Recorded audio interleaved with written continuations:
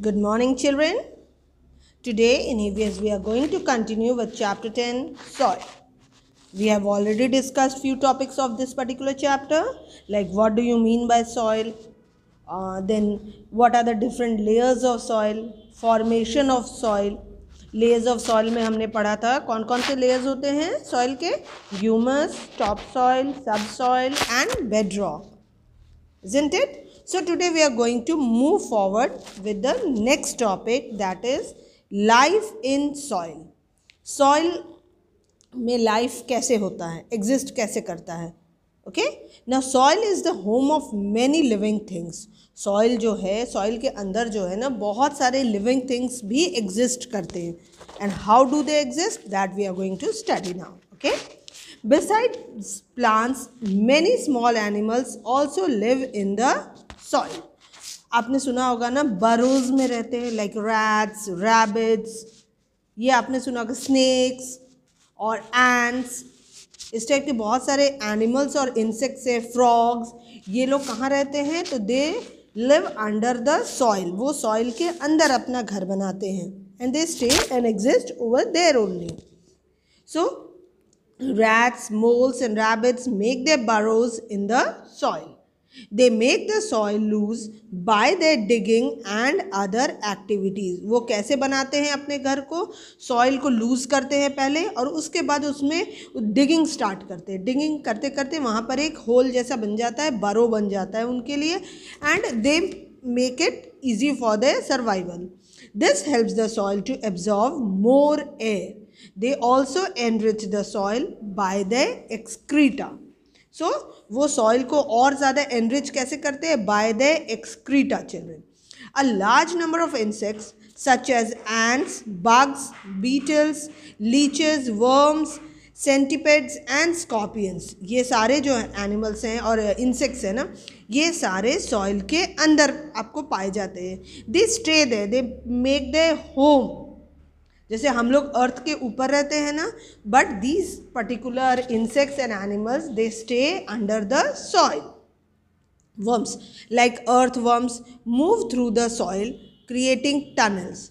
वो टनल्स बनाते हैं. अर्थ वर्म्स आपने देखा होगा ना, specially you can find in rainy season. Earth worms जो आते हैं वो रेनी सीजन में आपको ऊपर की ओर विजिबल होंगे.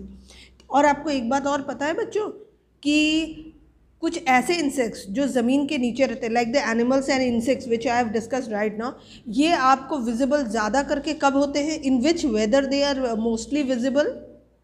Mostly they are visible in the rainy season. पता है क्यों? बिकॉज रेनी सीजन में जब बहुत ज़्यादा रेनफॉल होती है तो मिट्टी के नीचे, ज़मीन के नीचे भी पानी भर जाता है ना, ये आपने सुना होगा. तो वाटर सोक करता है ना सॉइल, तो जब बहुत ज़्यादा हो जाता है तो इनके जो होल्स और बरोज रहते हैं ना जिसमें ये रहते हैं उसमें भी पानी भर जाता है. So it is difficult for them to survive. This is the reason why they move out from their burrows on the earth. Earth के ऊपर आ जाते हैं ये लोग and they stay there till rainy season. And after rainy season again they go inside the soil and make their burrows. So plants are able to absorb more water and air through these tunnels. Plants भी जो हैं बहुत सारे ऐसे होते हैं जो absorb करते हैं ज़्यादा से ज़्यादा water and air so that these tunnels can be created. Now soil also contains very tiny living things which cannot be seen by the naked eye. Soil के अंदर भी कुछ ऐसे छोटे छोटे लिविंग थिंग्स पाए जाते हैं ना जो कि हम लोग अपने नेकेड आइज़ के थ्रू नहीं देख सकते हैं. They are called microbes. So what are they known as? जो छोटे छोटे इंसेक्ट्स पाए जाते हैं जो कि माइक्रोस्कोपिक होते हैं, जो माइक्रोस्कोप से ही विजिबल होते हैं. So they are known as microbes. You can see the picture over here also children. बहुत सारे ऐसे प्लांट्स भी हैं. सी दिस ट्रीज या फिर प्लांट्स कुछ हैं लाइक कैरेट्स, देन पोटैटो, इस टाइप के बहुत सारे अंडरग्राउंड, बीट रूट, ये सारे जो है ना फ्रूट्स एंड वेजिटेबल्स जो होते हैं स्पेशली, तो ये सब अंडरग्राउंड होते हैं. इन्हें ज़्यादा से ज़्यादा यू कैन से हिंदी में कहते हैं ना नमी की ज़रूरत होती है. बहुत ज़्यादा जो सॉइल है उसमें आपके वाटर की मात्रा जो होती है और मिट्टी स्पेशली जो सॉइल होता है वो उन्हें ज़्यादा चाहिए रहता है ग्रोथ के लिए. So they grow under the soil. Clear? Now the next topic is soil erosion, children. Soil erosion क्या होता है ये आपने शायद स्टैंडर्ड 3rd में भी पढ़ा होगा इसके बारे में, but today we will learn in depth. हम लोग और अच्छे क्लियर से और ज़्यादा डेप्थ में जाके इसके बारे में स्टडी करेंगे. We have learned that natural forces like the wind, rain and running water etc. help in soil formation. ये हमने पढ़ा था ना स्टार्टिंग ऑफ द चैप्टर कि सॉइल फॉर्मेशन कैसे होती है, किनके हेल्प से, विंड से, रेन से and running water. But these factors also harm the soil. The uppermost layer of the soil is most fertile as it contains humus. सबसे top layer जो रहता है ना सॉइल का वो सबसे ज़्यादा फर्टाइल रहता है. Y?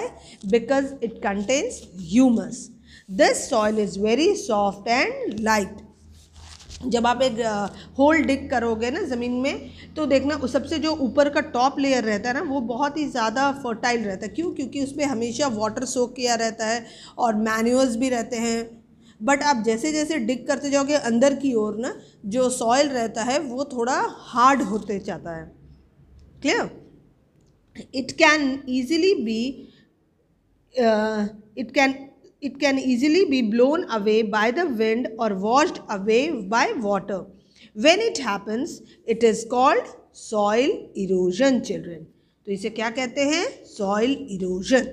So this soil is very soft. ये तो मैंने बता दिया आपको बहुत सॉफ्ट होता है और लाइट होता है, बट ये ईजिली ब्लोन अवे.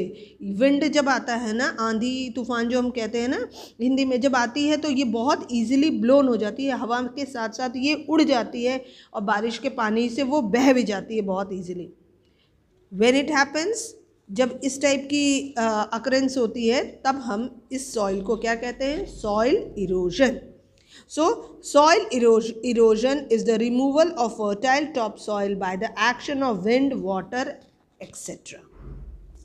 Clear है आपको क्या होता है soil erosion और what do you mean by soil erosion? Now, soil erosion is a serious problem as it can change fertile land into barren or even a desert. So soil erosion जो है एक ये बहुत बड़ी difficulty है हमारे लिए, बहुत बड़ी परेशानी है, प्रॉब्लम है आप कह सकते हो.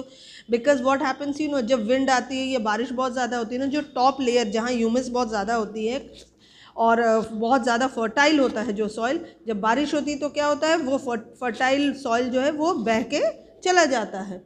और पर्टिकुलरली जो फील्ड होता है या लैंड होता है ना वो फर्टाइल नहीं रह पाता अच्छे से. और समटाइम्स ऐसा होता है जब बहुत ज़्यादा बारिश आती है ना, स्पेशली चिल्ड्रन फ्लड्स के टाइम में आपने सुना होगा ना, जब फ्लड आती है तो क्रॉप्स जो ग्रो किए हुए हैं वो भी डिस्ट्रॉय हो जाते हैं और अपर लेयर जो सॉइल की होती है वो भी बह जाती है एंड द लैंड बिकम्स बैरन. वहाँ पे फिर अच्छे से आप क्रॉप्स को ग्रो नहीं कर पाते हो. So besides wind and water, there are some other factors also which are responsible for soil erosion. Let us first study the agents of soil erosion. Soil erosions के agents कौन कौन से होते हैं, किनके हेल्प से या फिर किनके थ्रू soil erosions होता है. Okay? Those are known as agents of soil erosions. First is soil erosions by wind. मैंने अभी आपको एक्सप्लेन किया था ना, सबसे पहले विंड. जब आंधी आती है या हवा बहुत तेज़ चलती है तो आपने देखा होगा ना, धूल मिट्टी जो कहते हैं ना वो उड़ती है, ब्लो ऑफ हो जाती है. तो सबसे पहला रीज़न है सॉइल इरोजन का by wind. Now strong winds and wind storms blow away the topsoil of a dry area with little vegetation. Now soil erosion by wind is maximum in deserts. Deserts में इसलिए this is the greatest reason children कि deserts में plants grow नहीं कर पाता है, क्योंकि हमेशा वहाँ पर विंड ब्लो होती रहती है. तो जो टॉप सॉइल होता है ना वो हमेशा ब्लोन ऑफ हो जाता है. That is why it is not easy to grow crops in deserts. It affects farmers most as all the nutrients as well as manure are also blown away. तो वही होता है कि न्यूट्रिएंट्स भी जो होती है सॉइल की और मैन्योर जो रहता है वो सारा ब्लोन ऑफ हो जाता है. This leaves the remaining soil less suitable for growing crops. This is the greatest reason. इसीलिए आपको डेजर्ट एरिया में फर्टाइल लैंड मिलना बहुत मुश्किल है और क्रॉप्स भी नहीं ग्रो होते हैं वहाँ पे, rarely, you can say rarely. जो सिर्फ सैंड में क्रॉप्स ग्रो होते हैं, सैंड में तो जनरली क्रॉप्स होते नहीं हैं बहुत ज़्यादा। So it is very difficult for the farmers surviving in desert areas. Many times roots of plants lose their soil cover and the plants die.